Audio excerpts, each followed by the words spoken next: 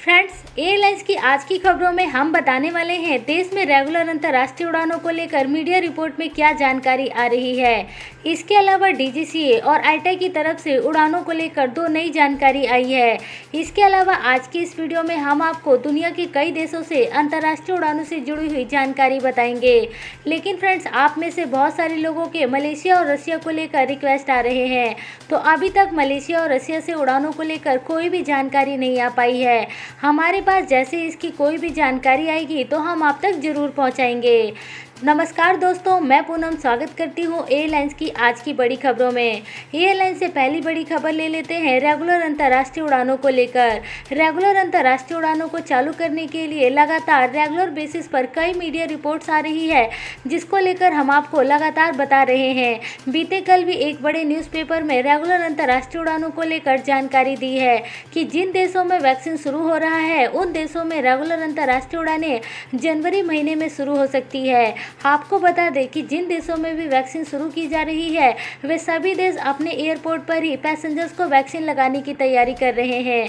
Friends, आपको बता दें कि यदि इन सभी देशों में यदि कोई भी पैसेंजर ट्रैवल करता है और वो ऐसे देश से आता है जहां से उसको वैक्सीन नहीं लगी है, तो उस पैसेंजर्स को एयरपोर्ट पर ही सबसे पहले वैक्सीन लगाई जाएगी और उसके बाद वह पैसेंजर्स उस देश में जा सकेगा।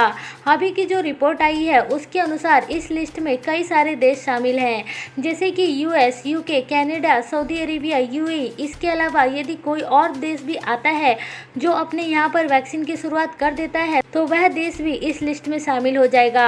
अगली खबर आ रही है यहाँ पर सऊदी अरेबिया की तरफ से। फ्रेंड्स, सऊदी अरेबिया के हेल्थ मिनिस्टर ने बीते कल खुद के ऊपर वैक्सीन लगवाई और जिसको कि सोशल मीडिया पर शेयर किया। आपको बताना चाहेंगे कि सऊदी के हेल्थ मिनिस्टर का नाम तौफीक अल राबिया है। यहाँ पर अभी भी बहुत सारे लोगों के अंदर ये सवाल है कि ये वैक्सीन लगाने पर उनको साइड इफेक्ट हो सकता है या फिर ये वैक्सीन कितना सुरक्षित है। इसको लेकर बहुत सारे लोगों के अंदर सवाल हैं, जिसको दूर करने के लिए ही सभी देश के बड़े नेता इस समय इस वैक्सीन को खुद के ऊपर लगवा रहे हैं, जिससे कि लोगों के अंदर वैक्सीन के प्रति भरोसा जागे और ज़्यादा से ज़्यादा लोग वैक्सीन लगवाने के लिए तैयार हो जाएं। अगली खबर जान लेते हैं जो कि आ रही है यूएई से। यूएई की सरकार ने सुरक्षा कारणों के चलते दुनिया के 13 देशों से वीज़ा को बंद कर दिया था।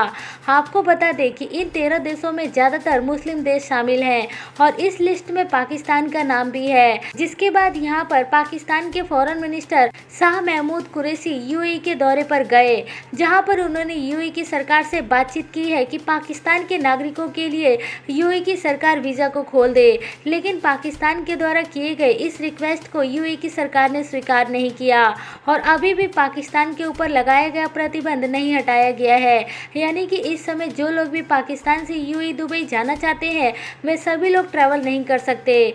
अगली खबर जान लेते हैं आईटा के ट्रैवल पास को लेकर। फ्रेंड्स, आईटा जो एयरलाइंस कंपनियों को रेगुलेट करने का काम करती है वह अब सभी इंटरनेशनल पैसेंजर्स के लिए एक डिजिटल पास लेकर आ रही है, जिसको ट्रैवल पास या फिर हेल्थ पास भी बोला जा सकता है। इस नए पास की मदद से पैसेंजर्स का सारा डेटा इस ऐप में सेव किया जाएगा, जिसकी मदद से पैसेंजर्स आसानी से एक देश से दूसरे देश में ट्रैवल कर सकेंगे।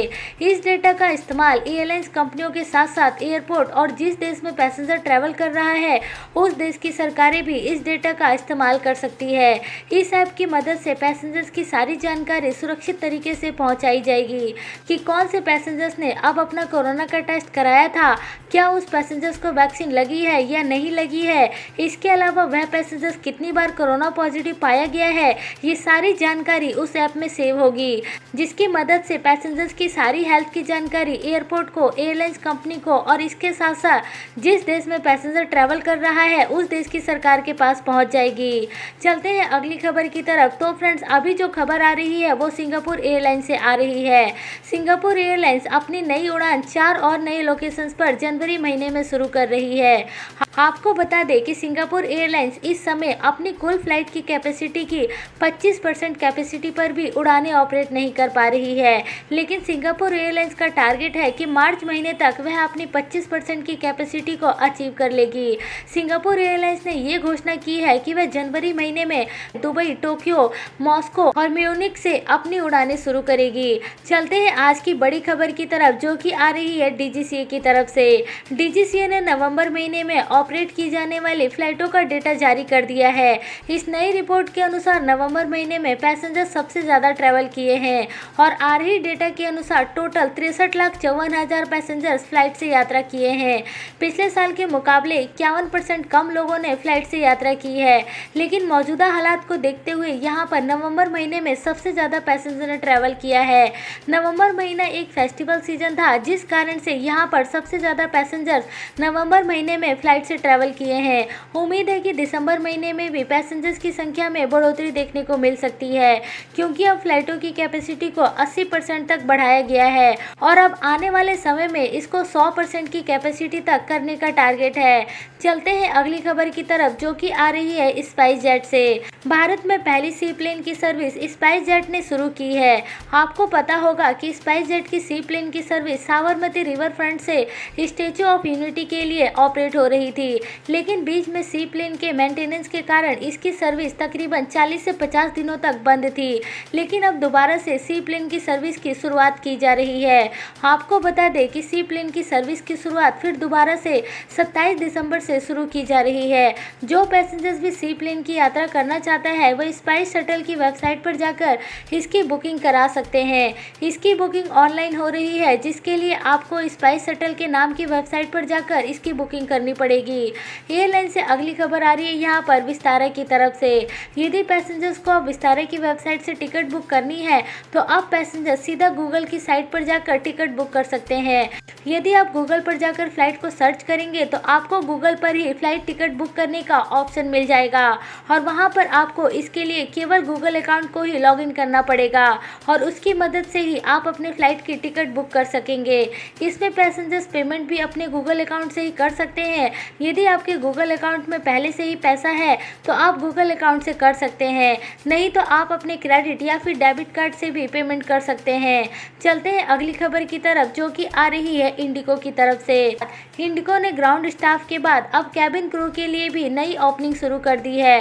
कैबिन क्रू की नई ओपनिंग इंडिगो की तरफ से देश के कई लोकेशंस के लिए शुरू हुई है, जिसमें कि शामिल है बेंगलुरु, हैदराबाद, चेन्नई और कोच्चि। यदि आप इन लोकेशंस पर जॉब के लिए एप्लीकेशन देना चाहते हैं तो अब आप आसानी से इन जॉब में अप्लाई कर सकते हैं। इसके लिए फ्रेंड्स, वीडियो के डिस्क्रिप्शन बॉक्स में एक ऐप का लिंक है, आप उस ऐप में जाकर इसके बारे में और अधिक डिटेल जानकारी ले सकते हैं।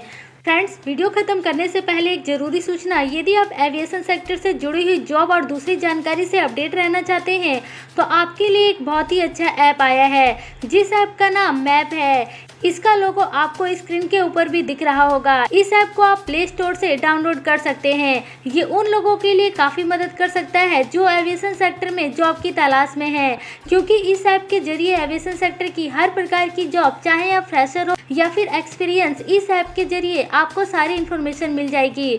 ये प्ले स्टोर पर उपलब्ध है और इसके डाउनलोड करने का लिंक आपको वीडियो के डिस्क्रिप्शन बॉक्स में मिल जाएगा। तो फ्रेंड्स, ये थी आज की एयरलाइंस की दिन भर की कुछ जरूरी और बड़ी खबरें। ऐसी और खबरें देखने के लिए चैनल को सब्सक्राइब जरूर करें और बेल आइकन जरूर दबाएं, ताकि आपको हमारे द्वारा दी गई लेटेस्ट जानकारी वाली वीडियो सबसे पहले मिल सके।